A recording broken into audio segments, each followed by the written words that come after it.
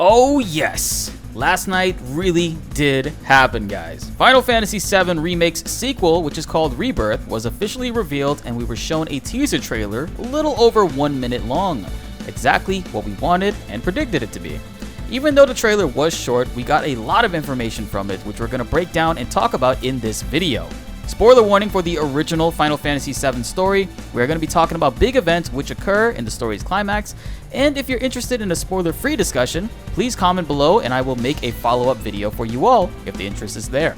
But first off, I want to say thank you to everyone who tuned into the stream yesterday. That was by far the best one ever. We hit a channel milestone together and it was spectacular. All the gift memberships, the hype, and the non-stop likes, you guys are the real MVPs.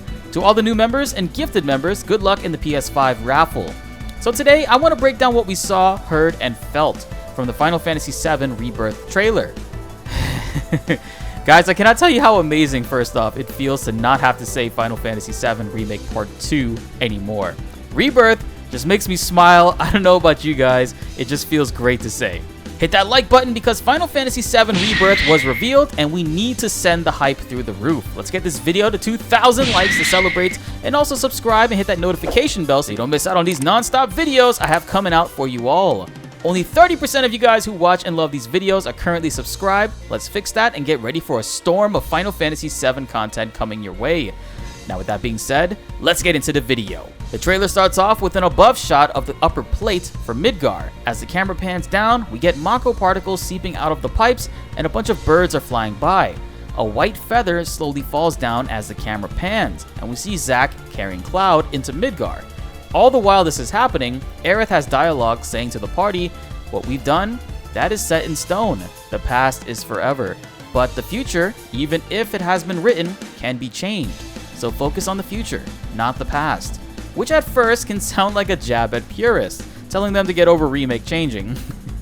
No, I'm just kidding, but it would be kind of funny in a way, since the Reddit meta for the Whispers in Remake Part 1 was saying that longtime fans who don't want the story to change are the Whispers. This has huge implications towards the new story of Final Fantasy VII. New things are coming, Aerith may live and not die. Zack very well is alive somehow, and we still need to find out why and how this has happened. While the past may be written, we still have to see what will be happening in the future. The trailer cuts to a meteor coming down into contact with Gaia, and we're asked what will become of the planet in Final Fantasy VIII style. Then, the most hype walking segment begins. We see a scene which Nomura sort of described over a year ago. Back in May 2021, before Yuffie's DLC came out, he wanted to get clearance to show us Cloud walking around in a wilderness nature environment. On the bottom left, we can see the command menu is there to signify that this is in-game, which it very much is.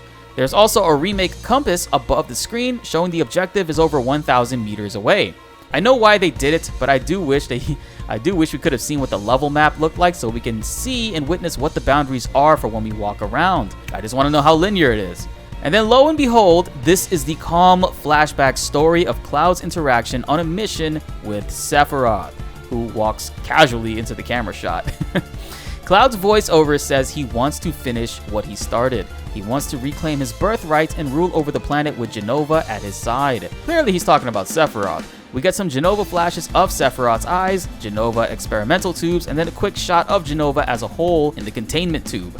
Then it transitions back to Sephiroth's eyes, signifying the connection between the two characters. Because remember, in Final Fantasy VII, all the encounters of Sephiroth are not actually him, but Jenova pulling the strings and shape-shifting. The big question is, what is Sephiroth's endgame? We know he has plans for the party, which is why he sort of is guiding them in Remake. Rebirth will aim to expose those questions for us and hopefully give us answers. It could be the rebirth of Jenova as a being, or the rebirth of the currently comatose Sephiroth at the planet's core, but I think it's possible that it could be a rebirth of someone else. As we get closer to the Nibelheim reactor in this next shot, we can see that there are no climbing directive floor pieces to tell us where we can and cannot walk to jump over. I hated these in Remake, and so far it seems in Rebirth, at least right now, they may not exist anymore. Because as Cloud walks up towards the ledge, he can be seen climbing over rocks, whereas Sephiroth opts to just walk around the path on the right. And Cloud again climbs another set of rocks, while Sephiroth continues to walk a clearer path. Fingers are crossed, but I hope they redid the way that we could interact with stages and maps from what they originally had in Part 1. It makes the game feel less linear and controlled, if that's what I'm saying. The game cinematically pans around and we can see what possibly may be the Mako reactor on the top right, with the Nibelheim mountain peaks extending into the distance. Looking back at the original game's mountain edges, they did a pretty damn good job with this one. Since we have another 900 plus meters according to the compass to go, it's possible that this is not the Mako reactor, but a facility in which we can explore beforehand, while the true destination is located much deeper into the environment and goes way beyond those mountain peaks that we can currently see. It seems to be an area of access. It's kind of hard to tell, but looking down at the bottom valley, we can see paths going to and from another facility on the bottom left. I hope we can actually walk around this entire area and it's not limited to strictly being an A to B destination. Like God of War is a hallway level design game at its base, but Santa Monica does such a great job of engaging you with the environment and branching paths, it doesn't really feel like that at all when you're traversing its world. All the while this is happening, we hear Cloud talking to Tifa, saying he saw her lying there and he figured it was too late to save her. He did go up to check on her, and even moved her body to a safer location after Sephiroth slashed her down, wounding her badly. Cloud saying I figured it was too late is what Zack was thinking in that moment. But all of this does not make sense with her next statement. Clearly this dialogue is broken up and being spoken at different moments of the conversation, or is an entirely different conversation. Because Tifa replies, wait, are you implying that I died? Or that I'm some kind of imposter? Which makes zero sense coming from whatever Cloud had just said. She's probably saying this as a reply to Cloud saying she was wounded pretty badly, he didn't think that she would survive, and maybe he was so surprised to see her in Midgar because of how bad the wound was. He could not believe that it actually was her.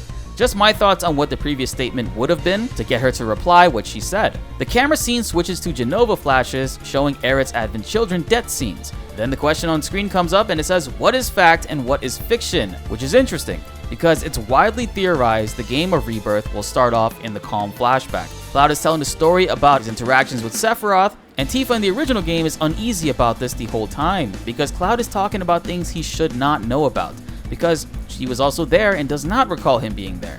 However, she keeps this to herself and monitors him throughout the rest of the game because she does know something is up. And if she casts doubt on Cloud's story in front of the party, it sort of makes him look bad. But this time around, not only Tifa knows this, but Aerith does as well, since this Aerith is well aware of what must happen in the story to keep the plot moving towards the correct goals. So with Cloud telling the party his story of Nibelheim, when they finally get to Nibelheim in the story, it'll make him seem like a liar, which does happen in the original game, making him an unreliable narrator. The white feather shot falling over Cloud and Zack in this next scene is from the beginning of the trailer. It continues to play out now. This white feather is there to symbolize Angeal, Zack's former mentor and friend, who grows white wings in the Crisis Core game, and leaves behind a single feather from time to time. Or somehow it could be Director Lazard. It fits with his name, being a play on Angel, which is such a big mystery to uncover. Is Angeal watching over Zack? Is he currently alive somehow, looking from above in the sky, flying over him and Cloud like an angel, waiting for the right moment to clap both of their cheeks for utilizing the sword and causing wear and tear that he entrusted him with? Cloud and Zack are inching their way closer to Midgar slowly, and it seems they're entering through the Sector 6 area, which the plate fell down from over 20 years before. This is not the Sector 7 plate, guys. Please don't start with this. The timing of Zack and Cloud walking into Midgar was September, almost 2 months before the bombing run mission even began, which was December. Look at all the construction equipment and cranes at the ready. Cloud and Zack are significantly further away from where Zack originally died on that cliffside edge, which was looking out towards Midgar. So to those who keep saying 2 years ago that he will still die as they're walking into Midgar, I don't think that's happening here. It wouldn't make much sense for them to go through all this work and continuously make this scene a big focus, from the end game of the original game, the end game of Intermission, and Yuffie's DLC. They have big plans for Zack to exist in the story, not to mention going through the entire trouble of remakestering Crisis Core and redoing the voices for the characters there too. All the while this scene is going on, Cloud is saying to Zack, "You were here with me 5 years ago. Where are you? What happened to you?" This is huge because of Cloud's voice. Listen carefully to it. You were here with me 5 years ago. Where are you? What happened to you? The inflection and mannerisms of Cloud's voice sounds like pre-Mako infused Cloud, instead of the current soldier asshole Cloud we know and love now. Like it sounds very similar to his speech patterns of the flashbacks with him and Tifa as children. When spring comes, I'm leaving town. I'm going to Midgar. But I'm not like them. I'm not going just to look for work. I'm going to be a soldier. The best of the best. Like Sephiroth. You were here with me 5 years ago. Where are you? What happened to you? Aerith now says, "I'm trying so hard to find you," which is very well a reference to her possibly searching for Zack. Since the end of Remake, she could feel his presence somehow, and the way the CGI scenes are framed together, it sort of highlights this that way. And finally, Zack says, "Sorry, I feel like I failed you," which his voice sounds drained as if this was after a battle. It's hard to know exactly who he's talking about or to, but the obvious choice would be towards Aerith or anyone from his past. The trailer ends with the title drop, Meteor logo, saying Final Fantasy VII, and then we get the new name of the game, Rebirth, shown underneath the logo. But pay attention to the animation of Rebirth showing up. The red sliding effect is very reminiscent to one of Genesis's moves. We see him use this in a CGI cutscene as well as Crisis Core. Putting those two together signifies to me that the Rebirth is not of Jenova or Sephiroth, but actually Genesis coming back. Whether or not it's known that this is Sephiroth's goal, we will have to find out. Also, looking at the Meteor logo, we can see that it's sort of red at the bottom base of the meteor, going from red to dark vertically. I think Final Fantasy VII Part 3 will have a fully transformed red meteor and logo, since Rebirth seems to be slowly turning red from the bottom. If my thoughts are correct, since this series has been confirmed to being a trilogy, this second game, Rebirth, will end during the Northern Crater segment, which is a beautiful point for them to aim for. Remember, during this moment, Cloud goes missing after giving Sephiroth the black materia. The party has been arrested and is being executed for their crimes, and Tifa is the main party leader after being in a coma for about 6 to 7 days. And while this has been happening, Sephiroth has summoned Meteor in the sky, which is set to hit Earth in a few weeks. And the third game would be focused around the meteor, and how it's changed the world from how people act, monsters being around, and the environment. Not like in the world of Ruin in Final Fantasy VI, but something pretty cool to emulate. But this is why I think the third game will have a fully red Meteor logo, as it's currently working its way towards Gaia. And that's probably why at the end of the showcase they didn't show us what the third logo would look like. This ending would be beautiful to leave off on because it sort of gives you an amazing cliffhanger, with the villains looking like they're winning, and the future looking bleak and defeated for our heroes, sort of giving us a Star Wars Empire Strikes Back feeling that many of us have been wanting for this game, including myself. Not to mention the third game segment would be when we unlock the High Wind and maybe opens up an open world for us to explore, which would mean part 2 would still be linear. One thing to draw from with that too, Kitase put out a statement about how since this game is a sequel, he compared it to how the world of film, having many classic movies, where the sequel was a big hit with fans all across the world. Sort of bringing that Empire Strikes Back comparison back into the conversation. Rebirth just might be the best part of this trilogy of Final Fantasy VII. Final Fantasy VII Remake Twitter also removed Remake from their name. They're just going by Final Fantasy VII, which is smart for marketing the future titles and rest of the compilation games, which are coming soon.